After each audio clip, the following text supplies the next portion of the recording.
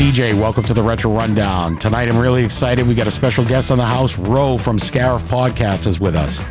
We're going to talk Star Wars, the new Ahsoka series, Indiana Jones, the 1980s, and a lot more.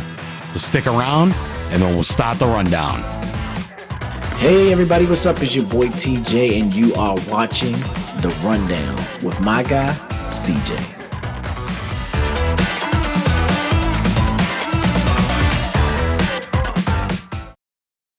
This is Ricky Bittman, host of Ricky Bittman's Jukebox Podcast. I want to thank all my fans for making my podcast one of the top podcasts in the country. From the bottom of my heart and the bottom of my co-host Galen Santopadre's heart, thank you, thank you, thank you. Up, up, and away, hey!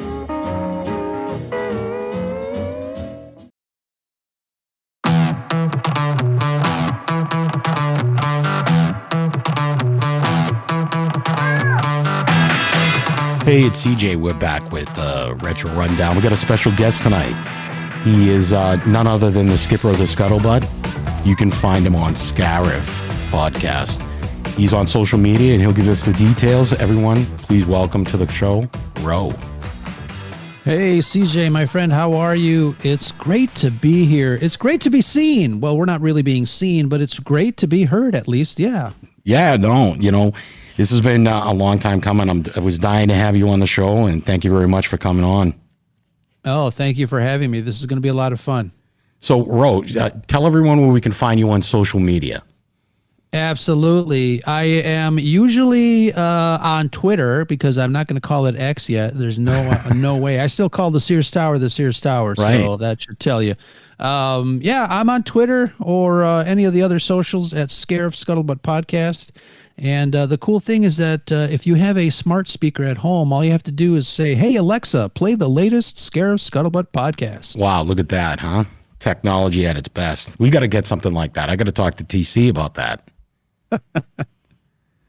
Huge Star Wars fan. We all know it. Anyone that follows Ro on social media, me especially, knows he is the definitive Star Wars fan. Tell us a little bit about that, Ro. I mean, you've been a collector a long time. I know that you've been into the films and have done small films yourself even. Let us in on a little of that.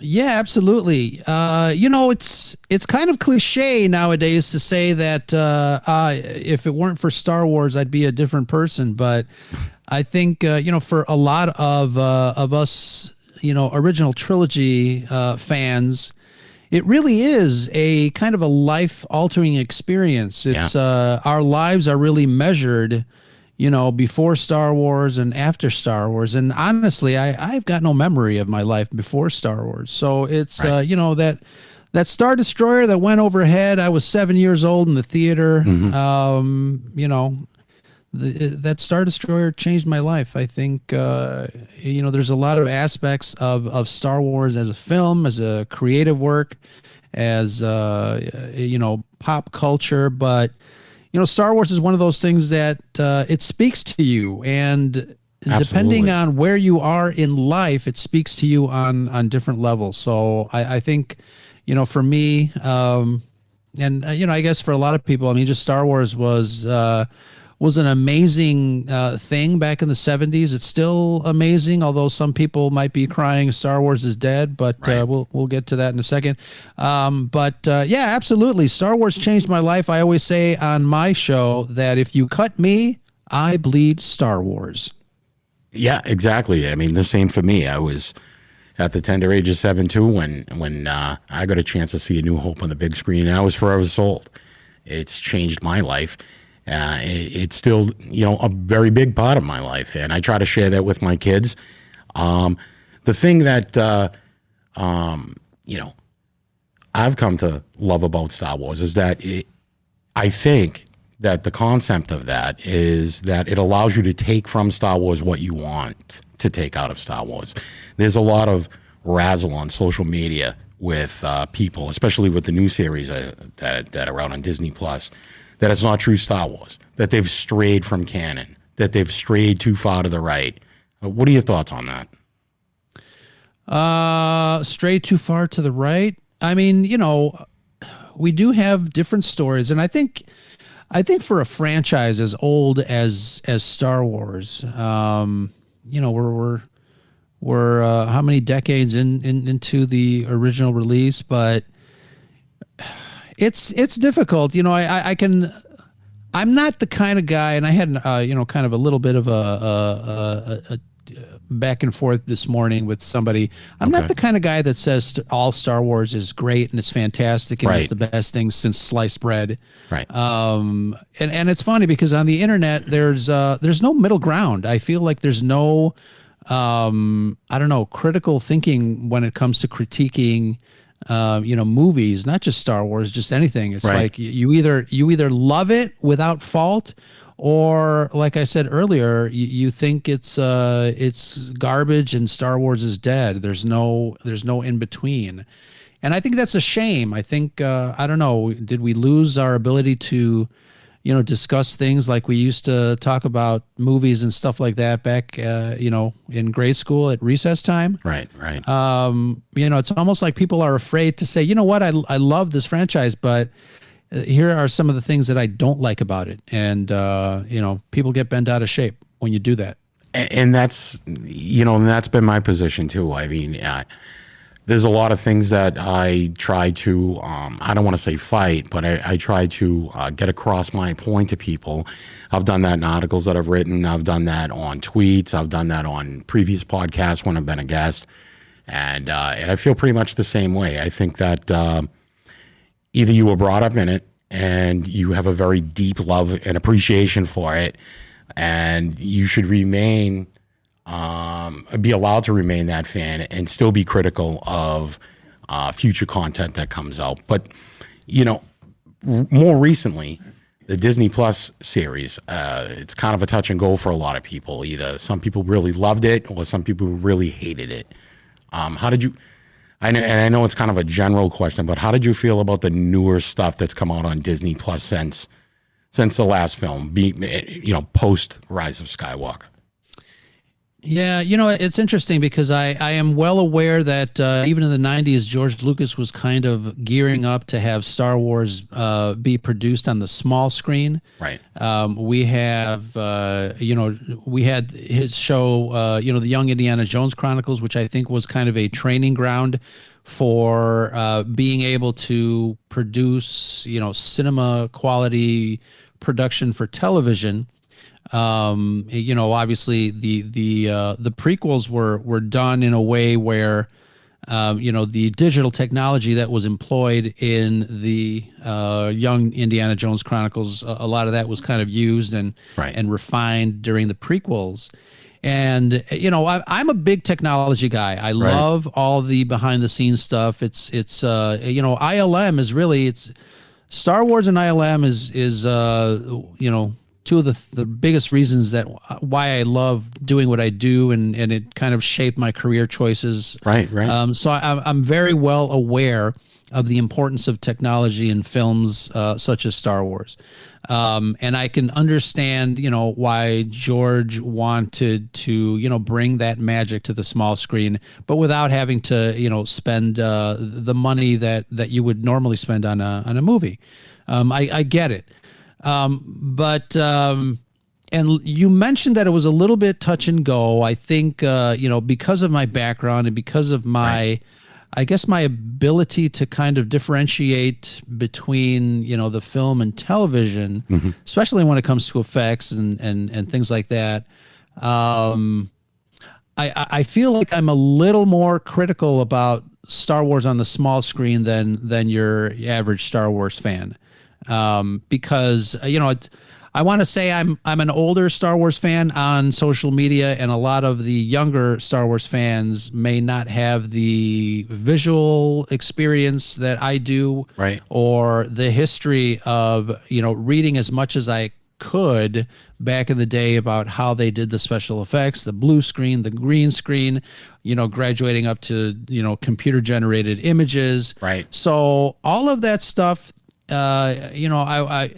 I feel like I have that in the back of my mind, and I recall a lot of those, processes. Sure. And I can tell the difference. I think, somebody had posted, one of my friends, Jeff from the Blue Milk Cafe, also part of the Red 5 Network, Okay.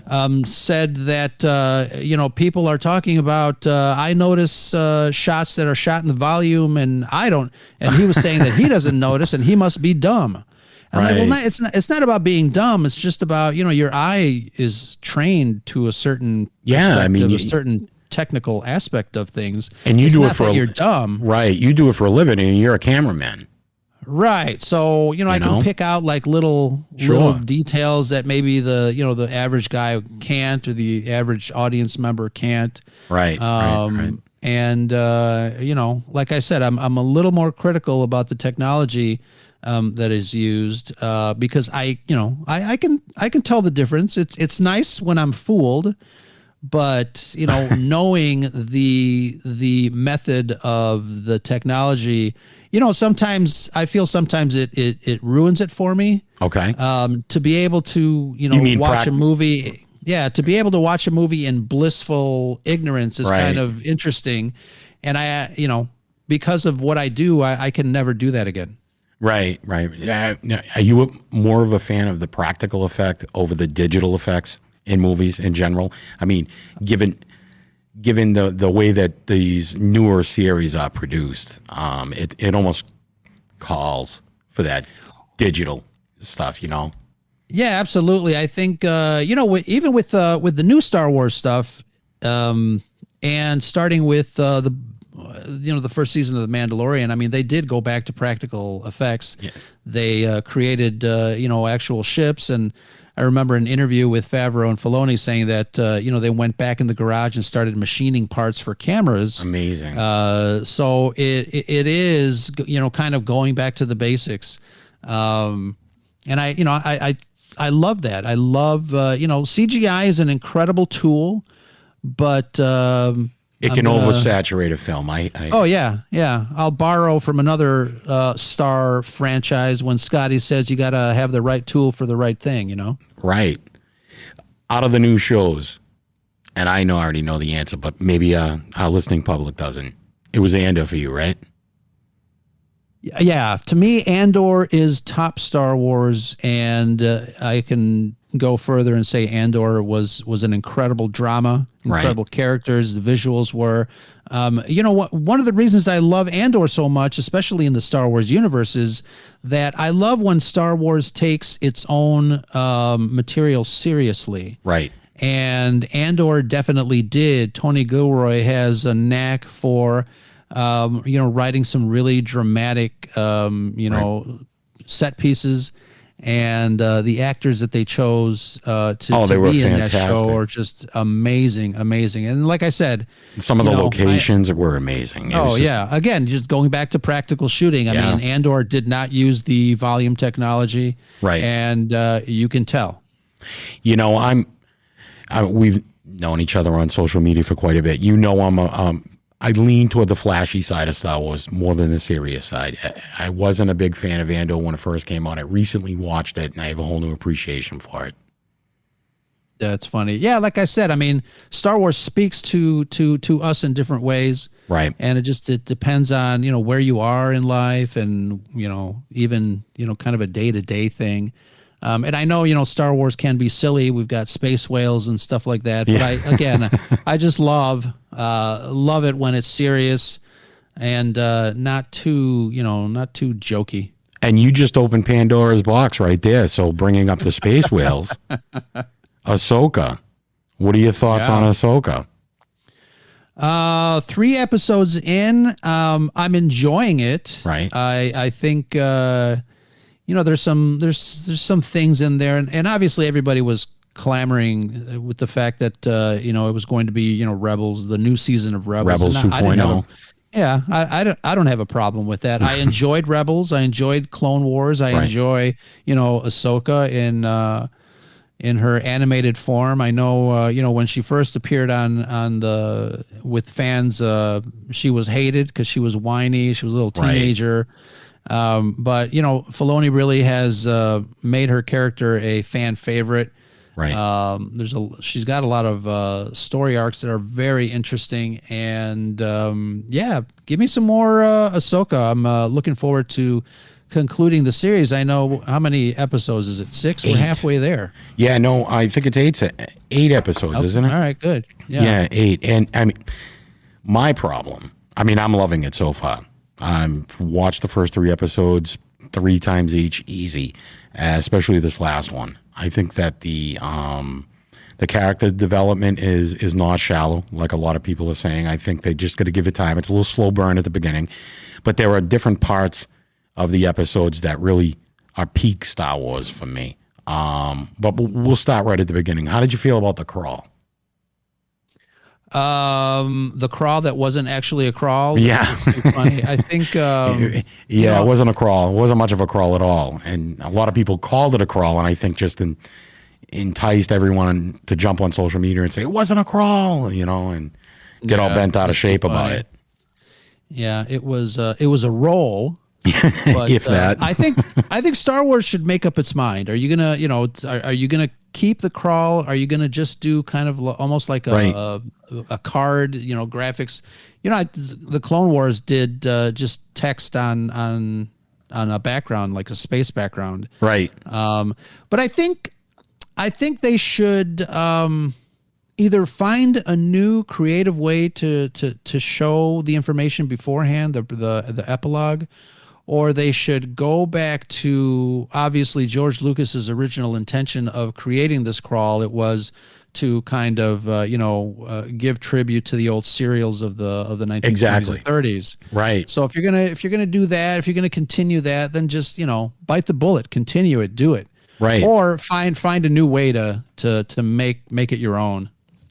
Absolutely. I would agree with you. I mean, I know it's exclusive to the Skywalker saga because if the crawl's only been used in those 9 movies. But right. And but Rogue, at this point, Rogue One. At this point, the Skywalker saga supposedly is over. So does that mean that we will never see another crawl in Star Wars again? I don't know. Is it over? What are your thoughts on that? And I'm going to, and before you answer that, I'm going to bring my buddy TC back into the booth because he was actually talking to me about the crawl, and I think he's got a really, really good point on a movie series that did it best. TC, come on back in. All right. Well, thank you for having me on the program again, CJ. And Ro, good to talk to you again. Excellent. I believe that the crawl is what makes Star Wars Star Wars. We all came into Episode 4, A New Hope, with no clue what was going on in this universe. The crawl brought us up to speed. All right. Now, I have not watched Ahsoka yet. I will admit to that. I wasn't really a Rebels fan because I didn't watch all of it. So I've heard from people who weren't a Rebels fan who had no idea what was going on in Ahsoka, and people who were Rebels fans, oh, well, you really don't need the crawl because we know this. Well, you know this because you watch this. Right. I'm coming in as who's Ahsoka? I mean, you have to make these characters for the average human being walking on the street who just ordered Disney Plus and said, this looks interesting. But I don't know that there's this huge backstory for this character. So I'm lost. I'm shutting the TV off. I'm going to go watch episodes of Wicked Tuna on Disney Plus. All right. So the film that, other than Star Wars with the opening crawl, the Lord of the Rings epilogue, where they had the 15-minute, build up, telling you about what was going on. If you didn't read the book, you don't have to read the book. We're telling you right here in 15 minutes what you need to get up to speed with. I don't see that in some of these shows that Disney's doing now. Yeah, it was almost like the ultimate recap. Or even the Han Solo movie. It had like a blue crawler, I didn't like the opening to Solo at all. I thought it was. I have my issues with that film. I think Disney is depending on diehards to order their network, and these shows are being made for them. I think that's what's going to eventually make it fail on the end of the line. Hopefully, people. Go ahead. I actually feel the opposite. I feel like obviously Disney Plus is not really. When a studio starts a streaming service, it's not catering to the diehards because we are kind of a small niche. We always have been. I think nowadays it's hip to be square. All the nerds are everybody wants to be a nerd. There's a lot more science fiction on television and a lot more projects that are being done. but they're being done for the general audience. I actually feel that they did kind of a good job with explaining certain backstories, albeit kind of in a light way in Ahsoka. I didn't know how they were going to explain Ezra. And obviously, in hindsight, I watched everything, I absorbed everything, so I know the backstory. So it's a little bit more satisfactory for me. But I feel like they did a good job with, right off the bat, Hera mentions Ezra, and I'm like, oh, okay, they're mentioning Ezra. Right. And you don't have to know exactly what the relationship is with Ezra and the rest of the characters, but there's kind of a slow burn as far as, Ezra and they mention Ezra and Thrawn were lost in space, and how, Right. So they're giving us, or they're giving the general audience a little bit of a hint as far as who these characters are. I mean, even Ahsoka, she's a former Jedi, Right. et cetera, et cetera. We don't have to know exactly what her backstory is, Right. but again, because of the fact that we are uber nerds and we know everything that happened, from the past. That we are.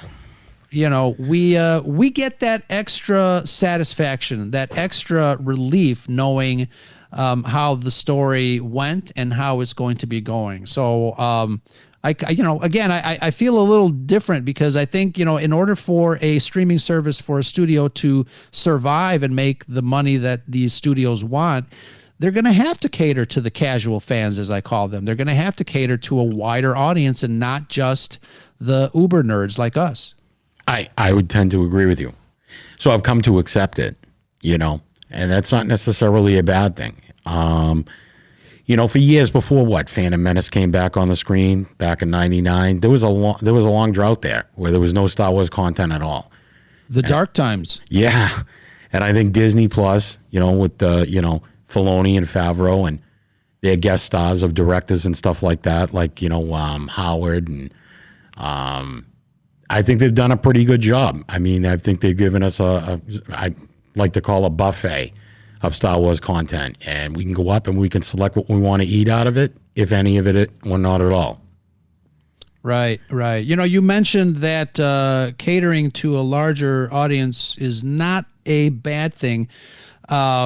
I want to say it's kind of a double-edged sword because one of the things that worries me all the time when a new Disney show comes out is I'm afraid that they're going to water down the narrative in order for the normal fans or the casual Star Wars aficionados to kind of catch up.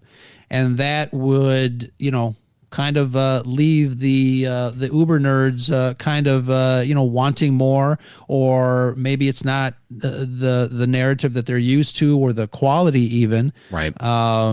So it's kind of it's an interesting dichotomy when it comes to to Star Wars. Like I said, a franchise this old, you can't stay with the original fans. One, we're older, and a lot of us are dying off. So we've got they've got to kind of they got to kind of grow.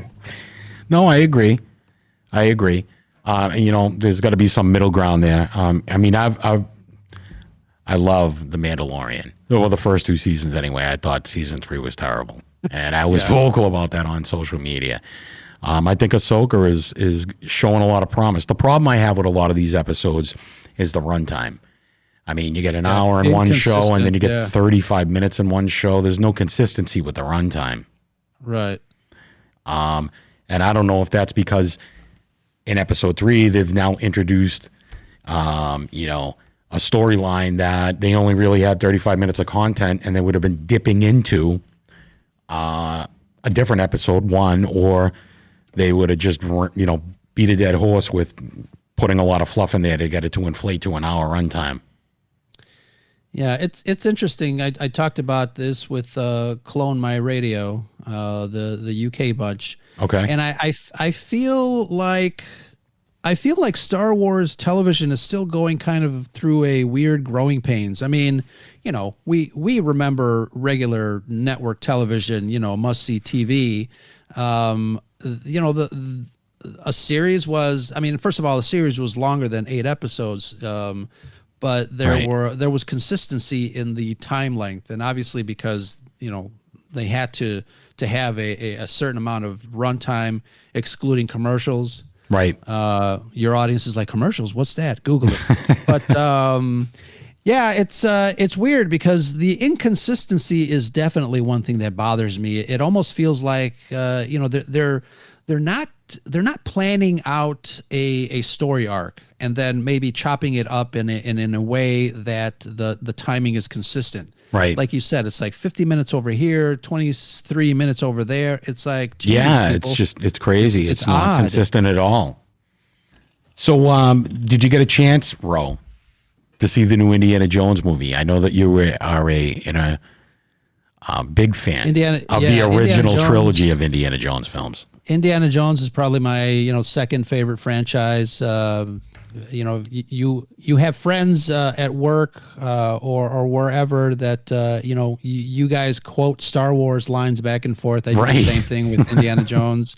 You do. So it's I did get to see it, Dial of Destiny, and I was excited to see it. We do have I think we do have a review on our show regarding it, but oh, nice.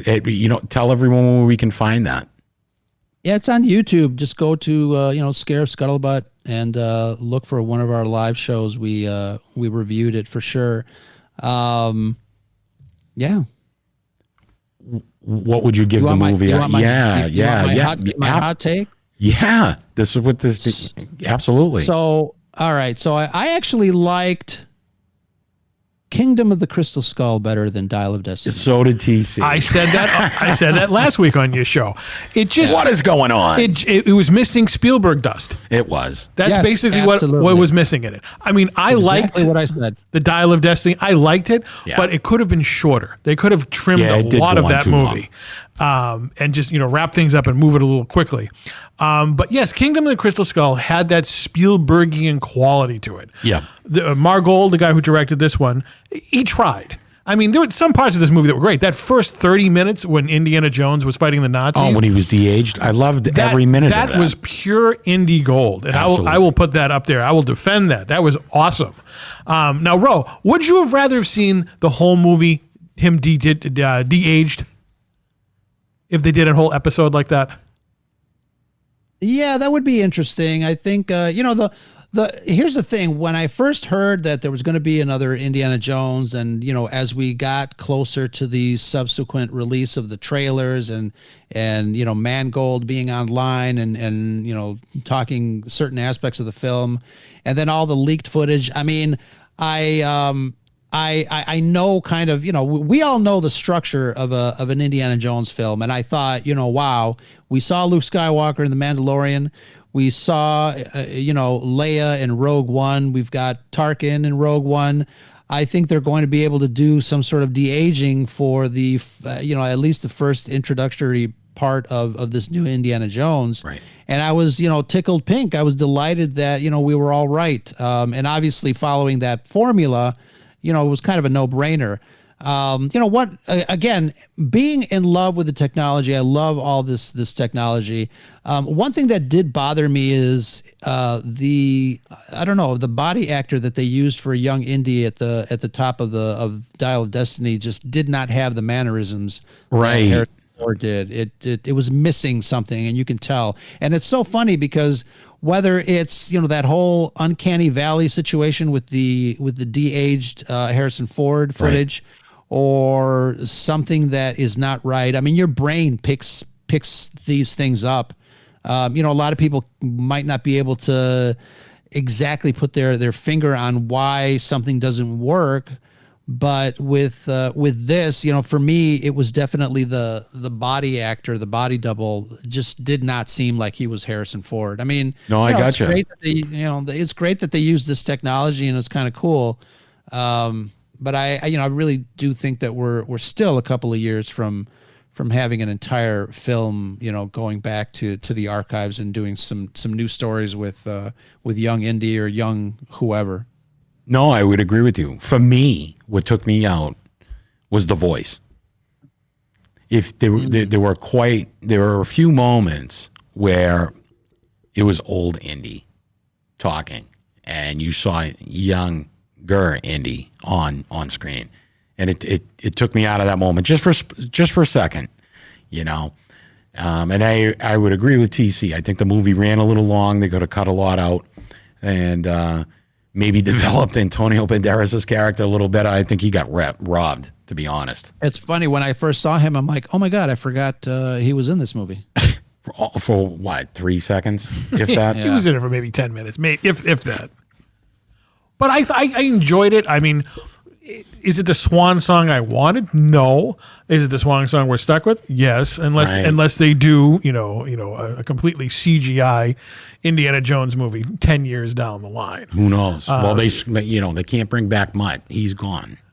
So well, they have the Dial of Destiny. They could go. Oh, that's right. How many times did Marty save Doc with a time machine? Do we really want Mutt to come back? Let's be honest. Shia LaBeouf's a head case. He's a ham and egger anyway. I mean, right. he sealed his own fate by being a whatever. Yeah, they didn't even talk to him. They said this guy is a nutball. He's not coming back. Write him off in the first act. Right. Was he killed in Korea or Vietnam? I couldn't even figure it out. I'm assuming Vietnam.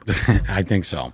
I love the film, and again, I have rose-colored glasses on. Harrison Ford is my favorite actor, as CC knows. Yes.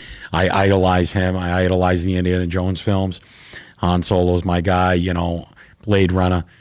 But I felt as though it was not 100%, just like you guys were saying, because that Spielberg dust was missing.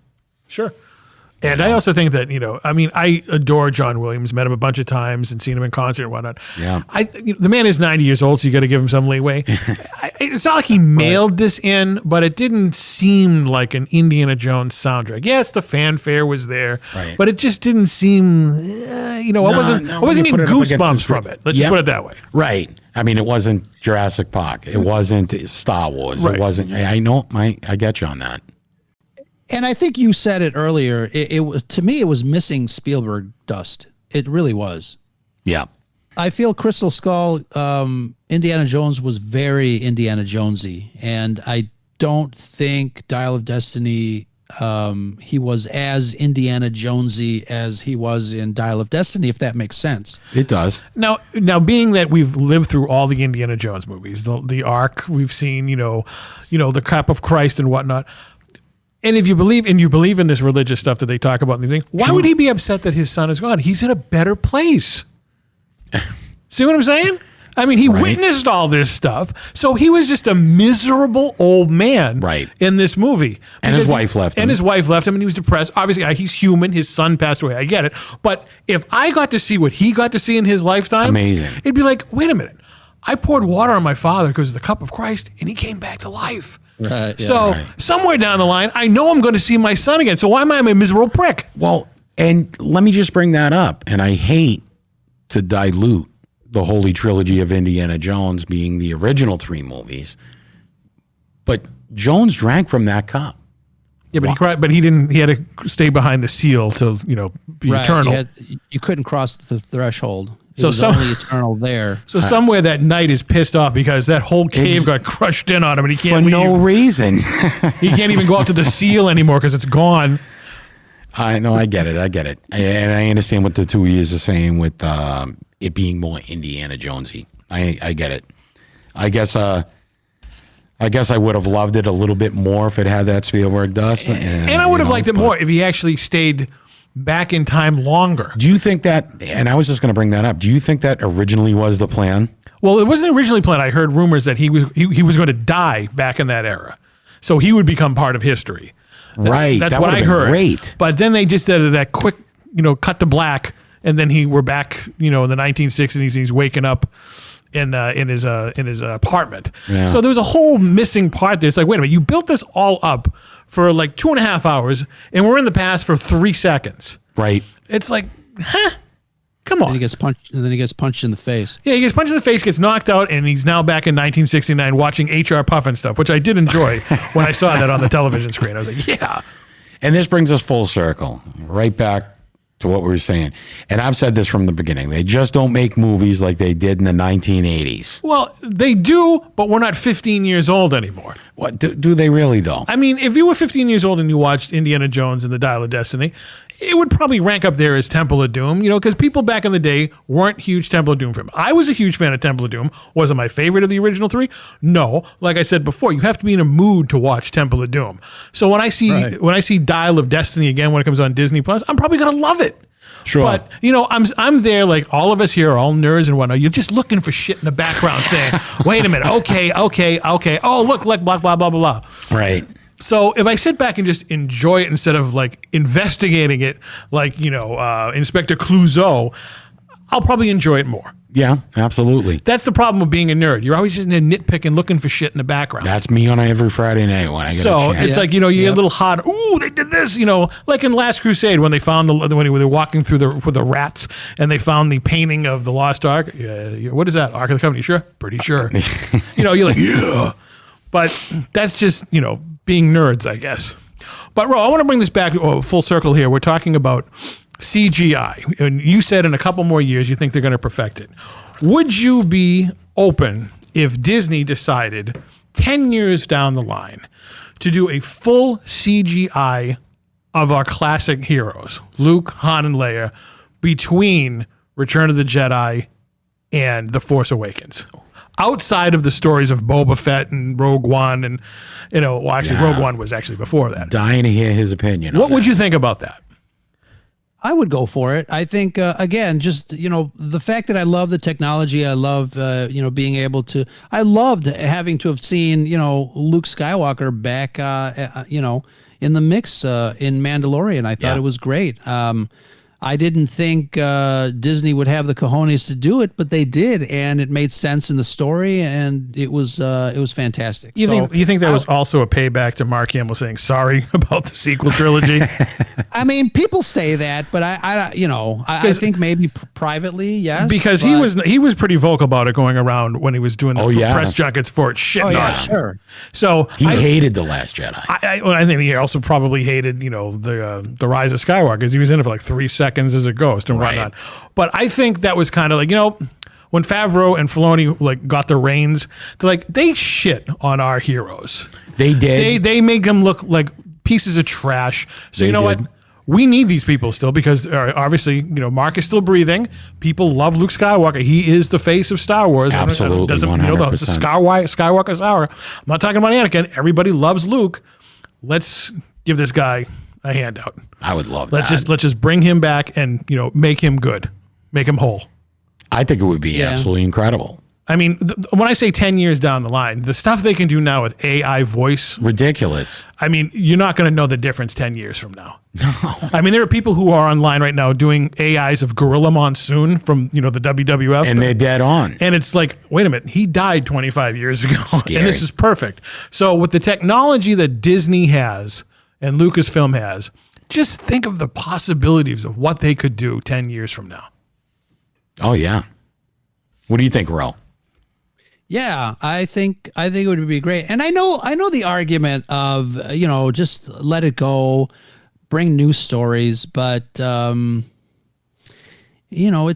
I don't know, it's a franchise full of fascinating characters and fascinating stories, and I think if there's a way, then I would be all for it. Well, they actually gave you a way because all these Jedis are really not dead. They go on forever. I was going to say that. So, you have an opening there for eternity to do these things. Right. And they one of the things we talked about Indiana Jones, I think, Indiana Jones would be great as an animated series, bringing back Harrison Ford to maybe do a little voicing.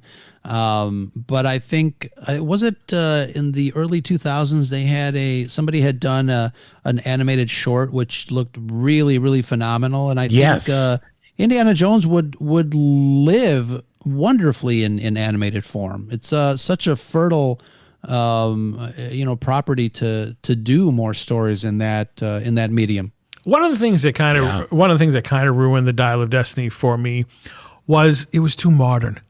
We lived almost at that point in time. Right. What made the Indiana Jones trilogy romanticized was we didn't live there. Yeah, we don't know right. if that's accurate or whatnot. 34 back to 44. But it just Yeah. felt real to us because it was, we weren't there. And it's like, well, maybe this is how it really happened. Right. So when they brought it up into the modern era in this one, it's like, okay, I watched HR Puff and stuff. Now I know that Indiana Jones watched it too. It's just weird. Yeah, it's tough. It makes you feel old. Let's just put it that way. And we are old. And we are old. We're going to be a relic in one of his movies. Now, the next Star Wars movie on the horizon, correct me if I'm wrong, is the Rey movie. Is that correct? I hope so.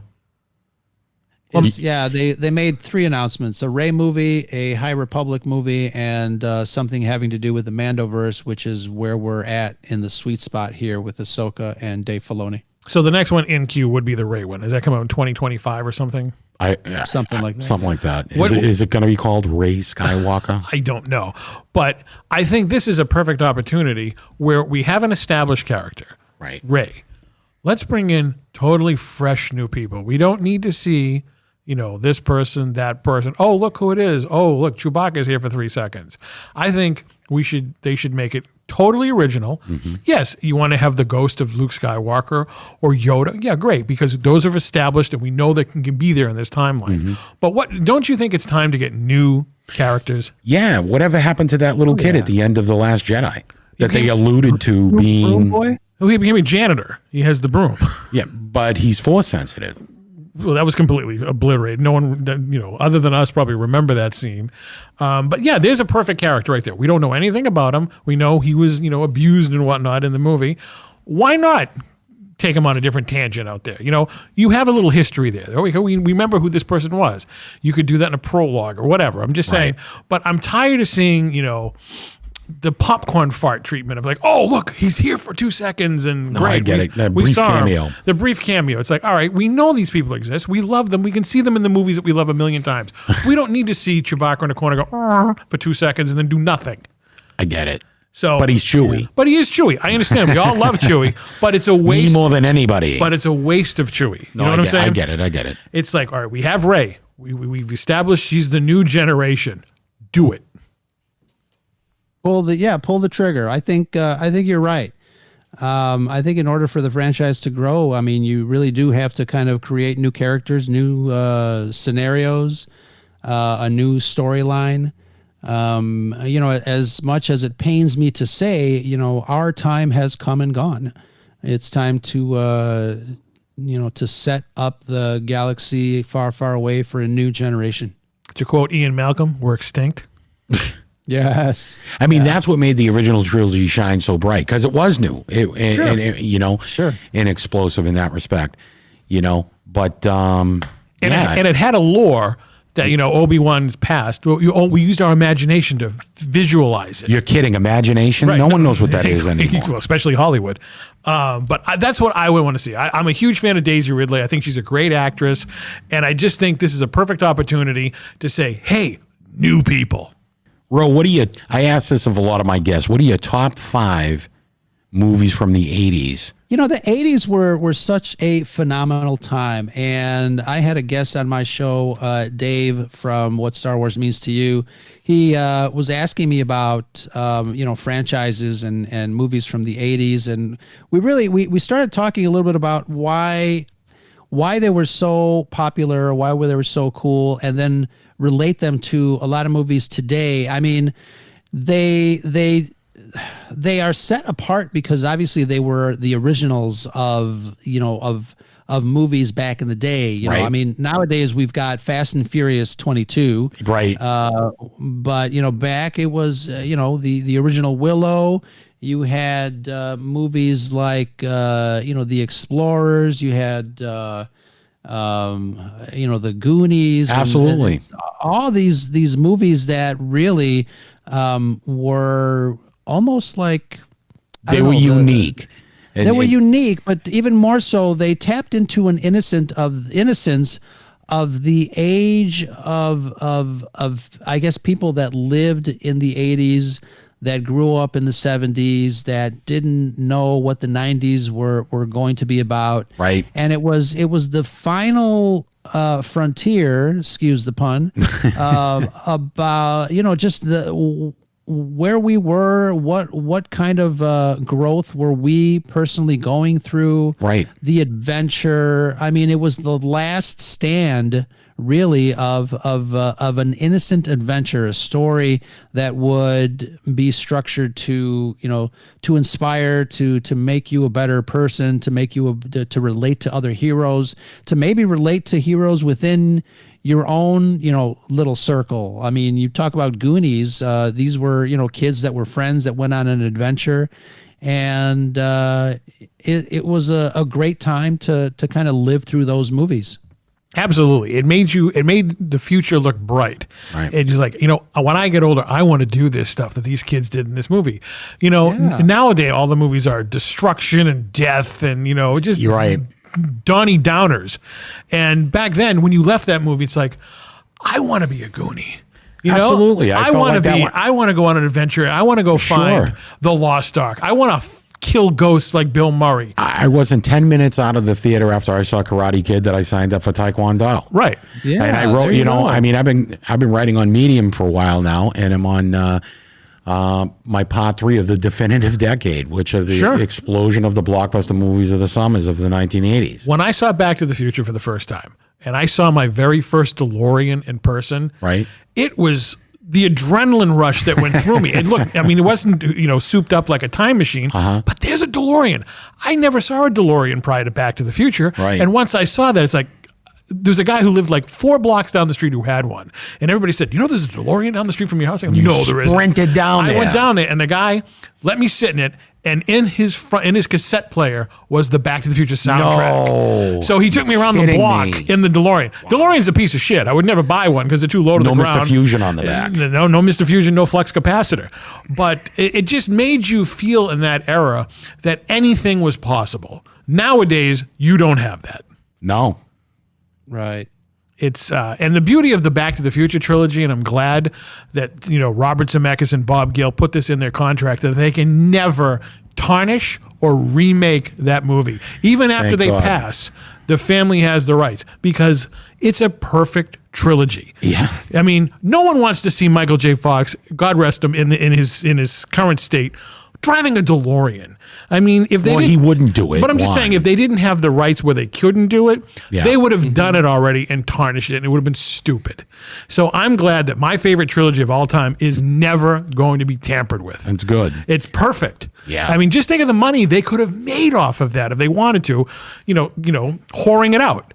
But they're not going to do that. And that's the problem with current Hollywood, because they just keep stirring the pot to see what's going to kick up from the bottom of the pot. They want to rehash it again. Sure. There's no new ideas left. None. The only reason that The Force Awakens made $2 billion is because we hadn't seen Harrison Ford as Han Solo in 30 plus years. Same with Mark Hamill and Carrie Fisher.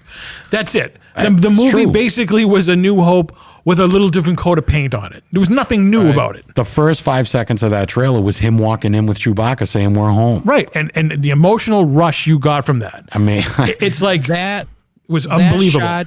That sequence made grown men cry. It did. I will admit that. I will attest. I cried when I saw that trailer. And I cried.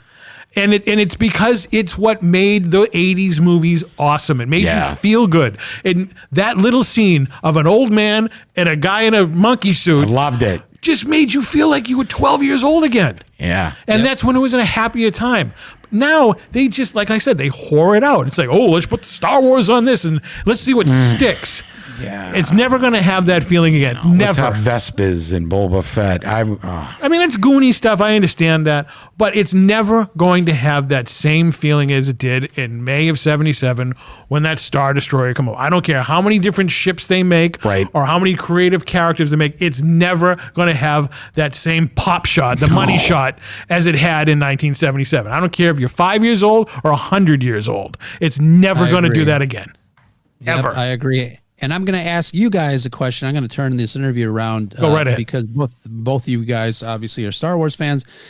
Do you feel that it would have been better if George Lucas just did either the 6 or he finished his last 3 and then sold it? Or do you feel that he should have just done his movies and not even sold it to Disney, and then that's it. This is all you get. See you later.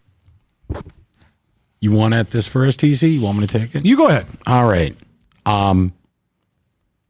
If I'm being totally honest, I really believe in my heart George Lucas regrets selling Star Wars to Disney. I think he was put in a position where he wasn't going to do much for that franchise, and it was a lucrative end to see it go to a company that had the money, had the means, had the crowd to keep it afloat, keep it alive. I think with every IP that comes down the pipe, he's cringing. I've seen pictures, stills of him on set. Mandalorian, yeah, he's cuddling with Grogu. He's cringing. I think it eats away at him every night. This is his baby. I mean, he loved Indiana Jones and,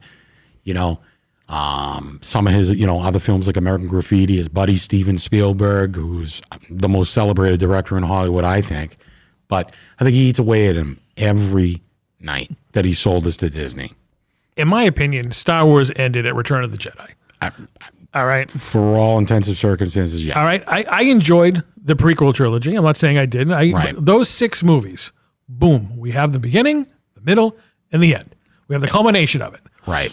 If Lucas wanted this to continue, he should have held onto the reins and brought in a quote-unquote a Padawan learner to take over for him. Well, that's what Filoni is, so to speak. It was, but George Who was a writer for him back in the day. George got lazy. He did. He got lazy. He had success way too quick, and he never thought this was going to be successful. He was everybody who worked with him, he was a boring director, faster and more intense. And the problem with George is that he did fast takes, and he thought that everything could be corrected in post-production. Which kind of was in a way. I mean, they did fix the movie in the editing room. But in my opinion, I think he never expected this much success in his life. And then everybody was nitpicking at him. You did this wrong. You did that wrong. Obviously, he's going to say, screw it. I don't want it no more. Go yell at somebody else. Yeah. But going back on hindsight 2020, I think he should have kept it. Yeah. And then just, train the new generation to take over, and he could sit back. He'd still have creative control. He could be like the Vince McMahon right. of the Star Wars Calling universe. the shots behind the scenes. This doesn't work, do it this way. But I like your idea there. We can harness that, we can mold it like clay. Right. And then but I still own it and I get final say. That would have been the perfect world. I think so too. What was the second half of that question you asked, Ro? Really just, if George just created his movies and that was it and that's all we got. No, none of this, obviously none of the new movies or new Star Wars series. Yeah. But yeah, you guys bring up a good point. There's some old video from some of these, ILM behind the scenes where George Lucas is going around ILM with his little stamp of approval, and he's looking at drawings, he's looking at, sculptures and maquettes, and he's putting his okay stamp on this, this, no on that. And I think, from my perspective as knowing the fact that, George Lucas obviously created all this stuff, I think, new Star Wars really, I think, is missing that, and I have coined this phrase, the Lucasian look and feel. Ooh, I like it. There's just certain things that the original Star Wars did so well, right, that I think the new Star Wars doesn't, even visually. And then, and obviously I think I'm taking out the technology of the volume, because I can differentiate between, blue screen technology, miniatures, and the volume. I'm not really talking about that, but there are certain things that George did with Star Wars that is not being done, and it is sorely missed. Again, similar to Dial of Destiny, there's a certain magic that's missing. Yeah. And with Star Wars, I feel like it's the same thing. And don't get me wrong, I'm enjoying Ahsoka. I think Andor is top tier. Right. But there is just something about it that I think a lot of it's practical effects. I mean, I really do. I mean, he surrounded himself with some of the best back then. Phil Tippett, Frank Oz, Rick Baker, who did a lot of the makeup on Star Wars. Now, yeah. a lot of people were not. I thought Grogu was well animated in The Mandalorian, but there were other scenes in The Mandalorian where it was completely green screen, it was completely CGI, and I was like, oh, well, you got to remember something. Lucas even admitted himself that Star Wars was originally 60% of what he originally wanted to do. That's true. There just wasn't the technology around to do it. Well, we didn't get much in that special edition that came out, though. Well, that was also only Awful. 20 years after the original. So, I mean, the technology was piss poor in 1997. Let's just be honest. Yeah. But he was kind of he should have just left well enough alone. I know he wanted to create the technology, and he did. I mean, he was kind of the one who originated in his mind, nonlinear editing and whatnot. He created these tools, which are great, but you can only go so far, and you don't have to make everything look like a video game. Right. Like he did with the prequel trilogy. I mean, if he made the prequel trilogy, shot it all on film instead of videotape, and did practical effects, but you know what? He was a visionary. He wanted this technology. He created this well, he hired people to create this technology. And then he had it. And then it just kind of pissed off his consumers. It's like we like Star Wars. Like when I was a kid, when I was watching Star Wars as a 10-year-old, I started when I was 6 years old, but I've watched it a million times. When they're walking down the halls of the Death Star, I want to know what's behind that door. Right. The one they're walking past. There's a story there. Sure. I don't need to see a green screen character living behind there. Like what Andor. The thing that I liked about Andor, it was human.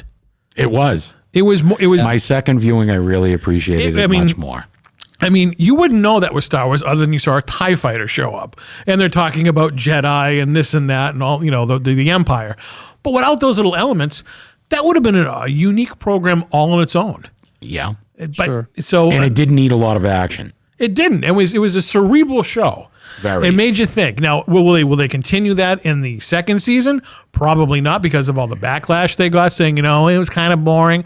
There'll be more, little sparkles in this one, I think, in season 2 of Andor than there was. Well, you're also getting closer to Rogue One, so you have to incorporate that in there. Now, I haven't heard anything. Are they going to bring back Felicity Jones for season 2? I have no idea. I mean, that would be the balls. But why would they? That might. I mean, they might, but we do know, because Gilroy has said that the last scene of the second season of Andor is going to lead up straight to the first scene when Andor is doing his mission when he kills that guy at the beginning of the movie.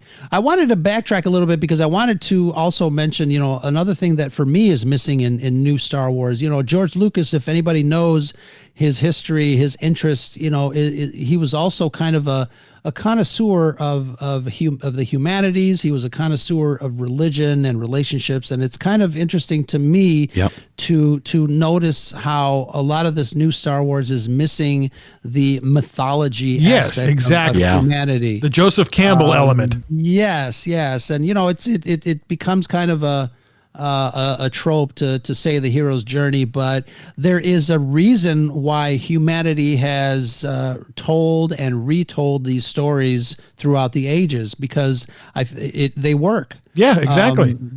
And I don't know. That is another aspect of Star Wars to me, the current Star Wars, that it's missing that Lucasian spark. I love it. Exactly right. It's missing. It's missing the past is what it's missing. It is. It's like you said, it's missing the mythology. There's no mythology there. When you go and see, the Rise of Skywalker, where's the mythology in there? There's none. I mean, there's parts of the sequels that I like, and then there are other parts and characters that I don't. But when you boil it down, like you said, there's no fairy dust there. I mean, the mythology, Lucasian touch. The mythology of the Skywalker saga, the 6 movies, was the redemption of Anakin Skywalker, which was completed though after Return of the Jedi. But when they brought back the Emperor, it shits on the whole Anakin arc. And I am all the Jedi. I know I cringe during that scene. Huh? I want to love it. I mean, I love the Emperor. The Emperor's one of the greatest characters in film history. Right. But when you do that whole, emotional Somehow thing where Palpatine returned. that's the cop out, how he came back. Almighty, So that pole line is awful. So he's been hiding on this, this. And where the fuck did all the Star Destroyers come from? Well, he has money. He can get them made. But it's the military and industrial complex. I mean, in Ahsoka, they're trying to jack a hyperspace engine out of there. Well, it's because and outrun Hera. This guy's got 75,000 Star Destroyers. But he was building them during Ahsoka. He's hiding. Building them. But it's just the fact that the whole Anakin arc is like, you know what? I created this character, Anakin Skywalker. He went to the dark side. His son redeemed him. He saved his son from the devil himself. Right. The devil died. Anakin get his reward going, be part of in angel again. Heaven, and with the Force, and then they just go, let's just bring this guy back. I understand villains come back, and it's a movie and whatnot. Always in the third act. But it's just pathetic that they couldn't have come up with they could have built on that Snoke character more.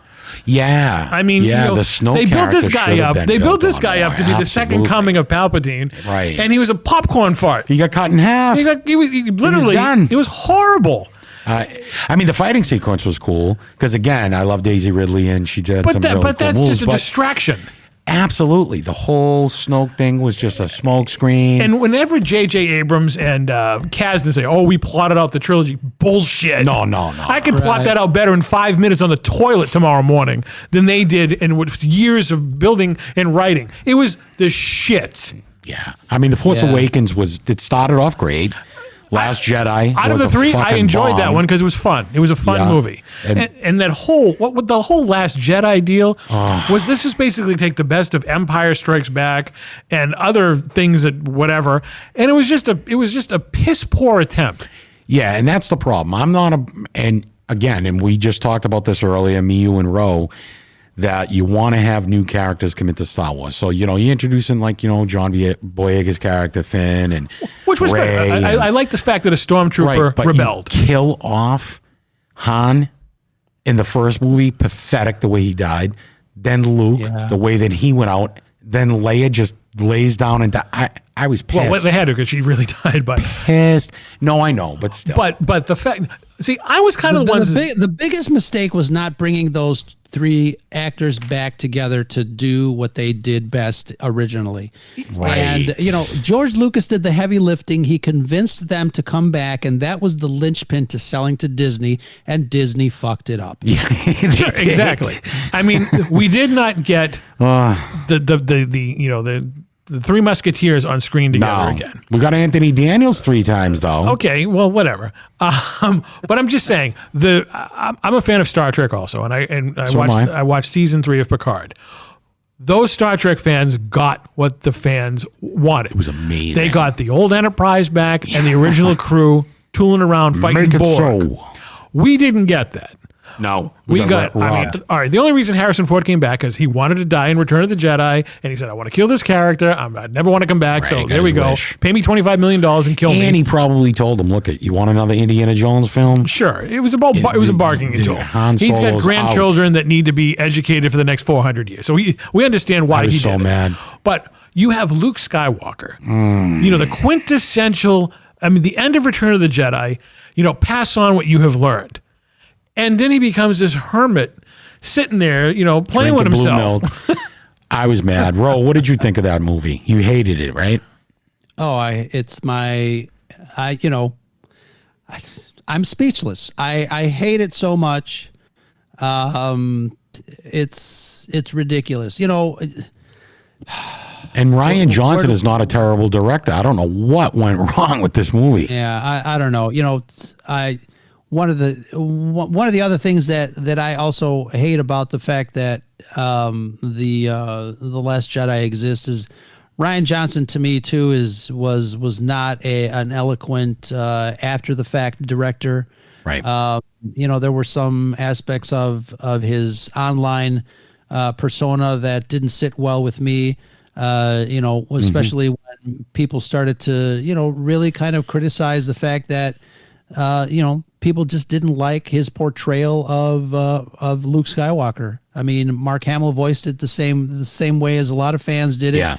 And I think, I understand that sometimes your personality changes, but I think, Luke Skywalker's core personality changed and did a 180, which was very uncharacteristic. And I think, the notion that if you remove good from the world, then evil will magically disappear. No, that's not how it works. Nope. And he's the central character of the Star Wars saga. He really is. I know you can say it's the story of Anakin, and that's only because the prequels exist. But at the root of those original 3 films, there is no story without Luke. Right. And for them to, I don't know, it destroyed my childhood the way he went out. If you go back and watch Return of the Jedi, I hurt just thinking about it. Luke actually brought balance to the Force, because if he wasn't born, Anakin would have never turned to the back to the the light side. It's true. So it's all Luke who was the big focal point. He needed to be born to fulfill this destiny of bringing balance and whatnot. And I was so mad. I forget the planet. I'm just so infuriated right now. When damn it, we're pissed off. When Kylo Ren comes down to fight him and he's an apparition, I could have shit. I could have spit teeth. I was so mad. I thought I was going to get a duel on screen, and it was ridiculous. Well, watching that movie for the first time, when he walked into whatever planet they were on, the salt world, you knew there was an apparition because he looked like what Kylo Ren remembered him as. Because when he was teaching That's Rey, true, with the shorter hair, he was the hippie and leave me alone, I'm drinking green milk out of a tit. And then when he came in, as soon as I saw that, I go, okay, this isn't real. This is an apparition or whatever, force projection, because he looks like he did when he turned on Kylo Ren. So immediately when I saw that, I was like, okay, I get it. I know I'm not pleased with it, but I know what they're doing here. They didn't explain it, but but you remember more of the movie than I do. It was, and also I didn't mind the darker Luke, because if he, after he did the whole deal in Return of the Jedi, saved his father died, and he's all alone in the universe, that would make a person kind of go batty in a way. So in a way, I kind of would have liked to see a more edgier Luke Skywalker. But we didn't get that. We got this homeless dude who was just pissed off at everything and shut himself off from the Force, which makes no sense because, when gone am I, the last of the Jedi you be, which is bullshit because now they have Ahsoka and all these other Jedi showing up. They're just popping up. So how did Yoda, the most powerful Jedi in the universe, not sense these people? As a purist, it's like, no, wait a minute. Plot. These people don't exist. All right, this is an alternate timeline. Is there a Gray Sports Almanac somewhere that they created this different timeline? Did Biff go back to the galaxy far, far away and not kill all the Jedi? Well, the problem with Disney is they're not like old school Lucasfilm. They're not storytellers. They're misers. They want money. That's it. They can kill canon if they want to. No, canon doesn't exist anymore. It's Disney now owns anything. Nope. Lucas at least kept a canon and had an outline. He knew what the story was going to be. And he would tell people. He even told Irvin Kershner, who directed Empire Strikes Back, you can't do that. Right. That's not how it goes down. I already wrote that down there. No, can't do that. Red mark in the script. Yeah. And that's turned out to be the best film out of them all. I mean, of all people, George Lucas turned to the dark side. He betrayed all his meaning. George, come back. Because he was anti-Hollywood. That's why he moved everything to San Francisco. Yeah. But then he just said, fuck it. I'm tired of getting ragged on. I don't need this shit anymore. I'm 70-something years old. I want to live. I had just had a new daughter. Right. I want to have a happy life. This is my albatross. Bye-bye. Yeah. End of story. That's what happened. Ro, you're quiet. Jump in. Oh, I'm just upset. We all are. That's funny. Yeah. But, the cool thing is that, George Lucas didn't take a dime of that money he sold Star Wars and Lucasfilm. It all went to charity, his education charity. I mean, granted, it's his charity, but sure, he doesn't. He didn't need the money. No, he didn't need the money. But it's amazing to me. It's amazing. Yeah, I don't know if I could do that. I mean, I love Star Wars. He became Gene Roddenberry. Yeah, I love Star Wars more than anything in the world. And I mean, I built an entire room in my downstairs of my house dedicated to his movies. Can't believe that. Yeah, I could absolutely. never sell that to anybody. Yeah, I could But never you're not- do it. you weren't- That's a you're- problem that we'll never experience. But you're ourselves. not harassed 24 hours a day like he was. On Well, social I media. am married, so I am Well, okay, harassed well, 24 hours a day. What are you talking about? Okay. No, I hear what you're saying. But though. it's just like, you know what? I did it. I created it. Enjoy it. You don't seem to enjoy it. You liked putting it down. Right. So I'm going to give it to the evil empire. And whatever they give you, you're going to buy it because you're suckers. End of story. Right, but now this is why we have death sticks and Vespers and midichlorians. And I don't know. I didn't like Boba Fett. I wanted to like Boba Fett. Yeah, of course. I'll stick a fork in that one. Go ahead, Ro. How about Star Wars collectibles? What do you guys? What is your jam when it comes to collecting Star Wars items? When I do my live shows on Saturdays on YouTube, I've got Darth Vader behind me, a couple of masks, and some wonderful items. And I know a lot of people that do YouTube shows that talk about Star Wars also Absolutely, have their stuff behind them. I always say that. We older fans, we built the empire, and I think George Lucas was smart to be able to keep Right. the rights to Always be merchandising. Yeah, and we did our part for King and Country. Sure. And Without us, there would not have been sequels. No, or that gives us a prequels. vested interest in this. It's our exactly. money. And I think people give us shit for claiming that we are elitists or we are privileged. We have a sense of ownership, but we fucking paid for the damn thing. We better have a little bit of ownership, I would think. Well, I agree. Yeah. And I've been collecting Star Wars stuff, not as much as I used to do when I was younger. But my prize possessions are the celebrity autographs that I've gotten. And I've been doing this since 1990. So these weren't at conventions. These were actually you going out Incredible collection. and hunting these people down. Not waiting in the line at a convention and dropping $80 or whatever it is, standing on the street corner. Yeah, it's a meet and greet. Wait a minute, is that his car there? This or that? I waited 17 hours to meet Harrison Ford when he got the Hasty Pudding Award at Harvard University back in 1996. I waited because there was only two ways out of the Charles Hotel, and I knew, damn it, he was going to come out one of those doors. He came out. He went to do the award ceremony, and he didn't sign the autographs, and everybody else left. And I was like, I'm not leaving because he has to come back. So lo and behold, at 2 a.m, there was me and a couple of the other Boston autograph collectors. He pulled up, not in a limousine, just in an SUV, with the Harvard people, walked in. He's very quiet. Yeah, okay, how you doing? And we asked him, and he signed it. This is before cell phones, so there was no selfies or anything like that. But I got more out of that waiting those 17 hours. To say, it's a story. That's a long time. It's a story. Man. I got to interview Mark Hamill when he did The Black Pearl back in 1996. He was in a small comic book shop in the Boston area, and a friend of mine worked there just for weird luck. Yeah. And he said, Mark Hamill's coming here next Tuesday. I was like, what? And he's like, yeah, you want to talk to him, meet him? And I was like, sure, of course. It's Luke Skywalker. Right. And I go, do you think I could interview him? And he's like, I don't see why not. This is before YouTube or the internet or anything like that. Yeah. So somewhere in a VHS, I have an interview with him. And I talked about, it was right before the special editions came out. And I was asking him, is this going to, like we're kind of like talking tonight, is that going to tarnish, you think, Star Wars? And he goes, it's George's world. He can do whatever he wants. I love George. I haven't seen George in a while. I'm going to go see them. Who knows? There'll be something new I haven't seen before. Right. And then he started talking about his comic book, which I really didn't care about. I said, oh, that's great. I can't wait to read it, which I never have. And then meeting Carrie Fisher when she was doing a book signing in the mid-90s in New York City. She was so awesome. Not only was she friendly, but she was sarcastic and having fun with people. Her personality really bled into her Princess Leia character. It was fantastic. Right. So those are the big things, and of course meeting John Williams outside, the Boston Symphony Orchestra and whatnot, and meeting George Lucas.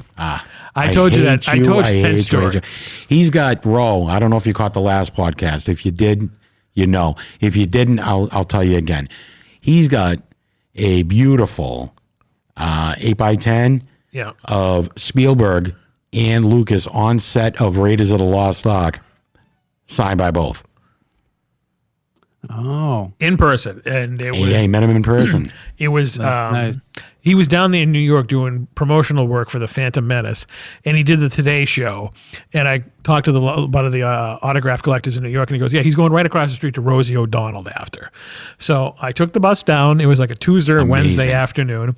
Went to NBC and waited, and he walked across the street. He didn't get chauffeured or anything like that. He just left the Today Show, walked across right into 30 Rock, and he signed it. It's awesome. right there. It's like, dude, that's George Lucas. Oh my God. I mean, Wow. but meeting John Williams was the biggest treat, because without John Williams, there is no Star Wars. No, that's the hidden character in all the movies. That is Yeah, it. That is absolutely. the gel that holds everything together. Was that man, and he was magical when I met him. Yeah, It's I mean, like- I heard Ro say on his last podcast, you could actually silence the Star Wars movies and feel all the emotion in them just by listening to the music. Sure, absolutely. It's like an I'm opera. quoting Ro. It's like an opera. Right, Ro?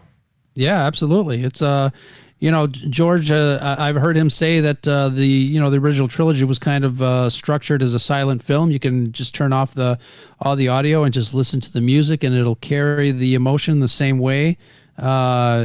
Absolutely perfection. Without question, there's the greatest movie it's his composer conjugal.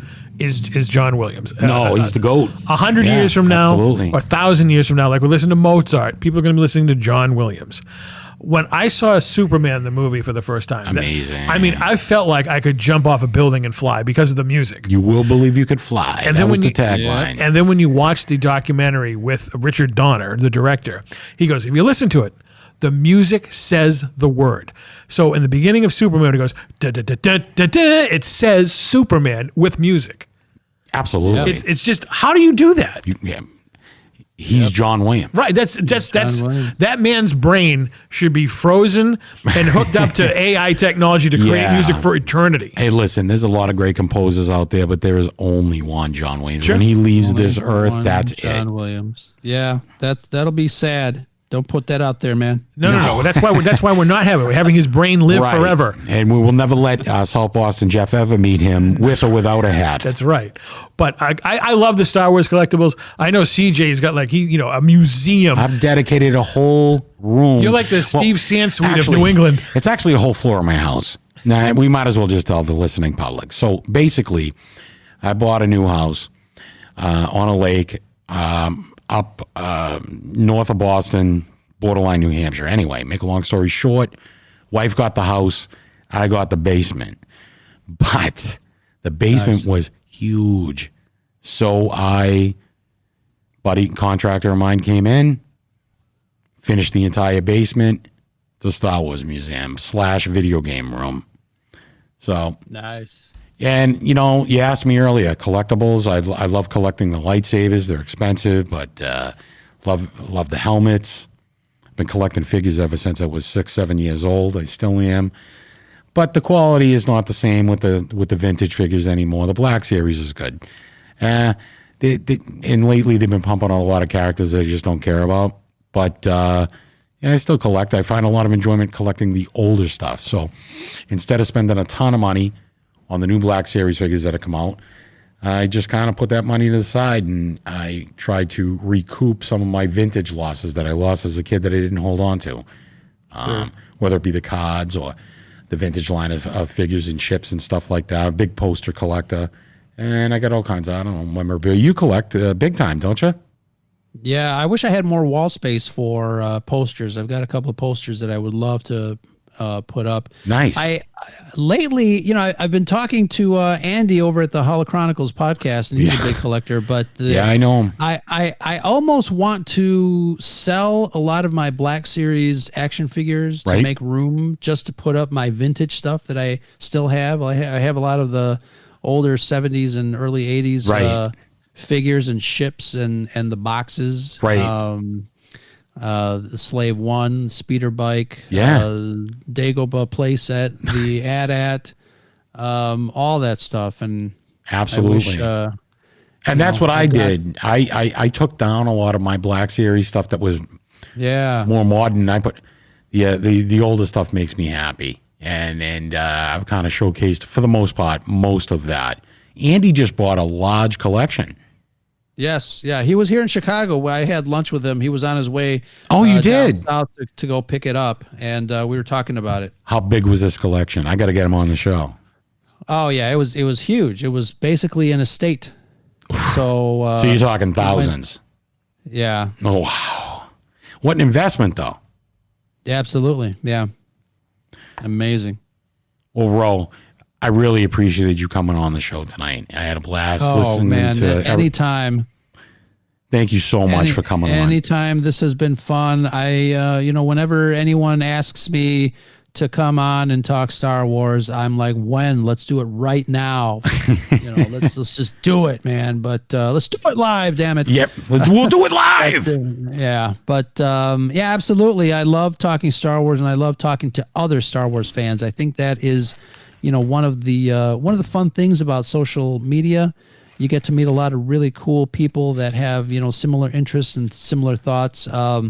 And discuss all the cool nerd things. So it definitely is an awesome time to be alive and an awesome time to be a nerd because yeah, absolutely. And us nerds need to stick together. Ro, tell everybody where we can find you on social media and all those details. Absolutely. Just look for us on all the socials. Scarif Scuttlebutt Podcast. We've got a live show on Saturdays. Right now we're picking apart and reviewing the Ahsoka series on YouTube. But we drop new episodes every week on Thursday mornings, and just living the dream, one podcast at a time. We are part of a conglomerate of content creators known as the Red 5 Network. The rest of the family can be seen at bio.link/Red5. Awesome. Ro, thanks a lot for coming on. You just got done listening to Ro. He is the chieftain of geekdom. He is the skipper of the Scuttlebutt. And my friend, Ro, thanks a lot for coming on tonight on Retro Rundown. May the Force be with you all.